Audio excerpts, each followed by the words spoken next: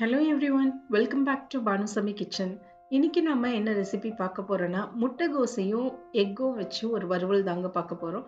10 நிமிஷத்திலே இதை நீங்க ஈஸியா செஞ்சு முடிச்சிடலாம். சாம்பார் சாதத்துக்கு, ரச சாதத்துக்கு இல்ல லஞ்ச் பாக்ஸ்க்கு நீங்க ஈஸியா இதை கட்டி கொடுத்துடலாம். வாங்க இதை எப்படி செய்யலாம்ன்றதை பார்க்கலாம். வீடியோக்குள்ள போறதுக்கு முன்னாடி மறக்காம சப்ஸ்கிரைப் பண்ணுங்க அண்ட் பெல் ஐகானை கிளிக் பண்ணுங்க. ஒரு கடாய் எடுத்துக்கோங்க. 2 ல இருந்து 3 டேபிள் ஸ்பூன் அளவுக்கு எண்ணெய் சூடான பிறகு 1/2 டீஸ்பூன் சீரகம், ஒரு 3 பல் பூண்டை நல்லா சின்ன சின்னதா கட் பண்ணி சேர்த்துக்கோங்க. இது கூடவே கொஞ்சமா கருவேப்பிலை, ஒரு மீடியம் சைஸ் வெங்காயத்தை இந்த மாதிரி ஸ்லைஸா நறுக்கி சேர்த்துக்கோங்க. சேர்த்துட்டு இது எல்லாத்தையும் ஒரு நிமிஷம் மிதமான சூட்லயே வச்சு வதக்கிக்கோங்க.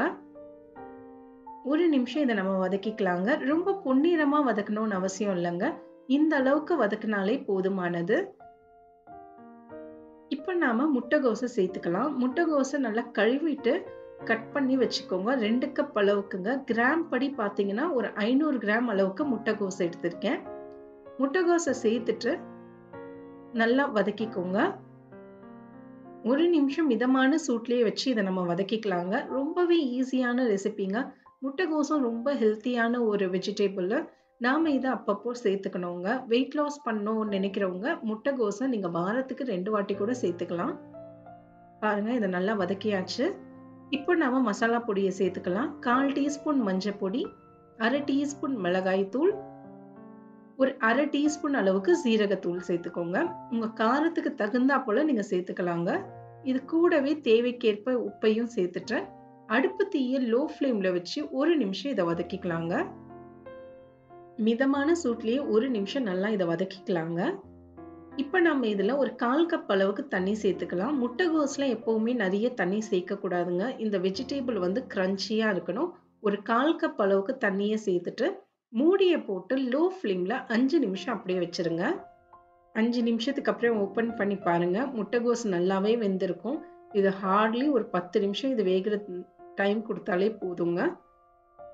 இப்போ நம்ம இதுல முட்டைய அடிச்சு ஊத்திக்கலாம். ஒரு டேபிள் ஸ்பூன் அளவுக்கு எண்ணெய் ஊத்திக்கோங்க. நான் இங்க 4 முட்டை எடுத்திருக்கேங்க. முட்டை உங்களுக்கு எவ்வளவு வேணுமோ நீங்க அவ்வளவு யூஸ் பண்ணிக்கலாம். நான் இங்க 4 முட்டை சேர்த்திருக்கேன். முட்டையை சேர்த்துட்டு இதை நல்லா கலந்துக்கோங்க. அடுப்பு தீயை லோ ஃப்ளேம்லயே வச்சு கலந்துக்கோங்க. இல்லைன்னா கீழே அடி பிடிச்சிரும். இதே நீங்க நான்ஸ்டிக் தவால இல்ல பேன்ல செய்றீங்க அப்படின்னா உங்களுக்கு கீழே ஒட்டாம வருங்க. பாருங்க, இந்த அளவுக்கு இதை நல்லா கலந்துக்கோங்க. முட்டை இந்த அளவுக்கு ஃப்ரை ஆனதுக்கு அப்புறம் நாம முட்டைகோசையும் இதுல நம்ம சேர்த்துக்கலாங்க.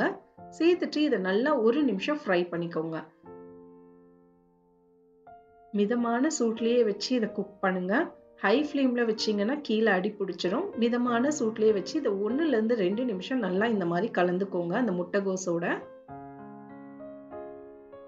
இப்ப நாம இத மூடிய போட்டு க்ளோஸ் பண்ணி ஒரு நிமிஷம் இல்லைன்னா 2 நிமிஷம் அப்படியே லோ ஃப்ளேம்லயே வச்சிருங்க. நமக்கு எண்ணெய் சைட்ல அழகா பிரிஞ்சு வரும். ஒரு 2 நிமிஷம் லோ ஃப்ளேம்லயே இருக்கட்டும்ங்க. 2 நிமிஷத்துக்கு அப்புறம் நம்ம ஓபன் பண்ணி பார்ப்போம். இப்ப பாத்தீங்கன்னா முட்டையும் நல்லா கலந்து வந்துடுச்சு. முட்டைகோசும் நல்லா பாருங்க, எண்ணெய்லாம் சைட்ல அழகா வந்திருக்கு. அவ்வளவுதாங்க, நமக்கு சூப்பரான முட்டைகோஸ் எக் ஃப்ரை ரெடி ஆயாச்சு. இதை நீங்க சாம்பார் சாதத்துக்கு, ரச சாதத்துக்கு, ஏதாவது வெரைட்டி ரைஸ்க்கு வச்சு கொடுக்கலாம். லஞ்ச் பாக்ஸ் ரெசிபியா கூட இதை நீங்க செஞ்சு கொடுக்கலாங்க. இதுல ரைஸை போட்டு பரட்டி கூட நீங்க ஸ்கூலுக்கு செஞ்சு கொடுக்கலாம். ட்ரை பண்ணி பாருங்க. இது எப்படி வந்ததுன்றதை எனக்கு கமெண்ட்ஸ்ல சொல்லுங்க. மறக்காம சப்ஸ்கிரைப் பண்ணுங்க அண்ட் பெல் ஐகானை கிளிக் பண்ணுங்க. இன்னொரு வீடியோல பார்க்கலாம். தேங்க்யூ ஃபார் வாட்சிங்.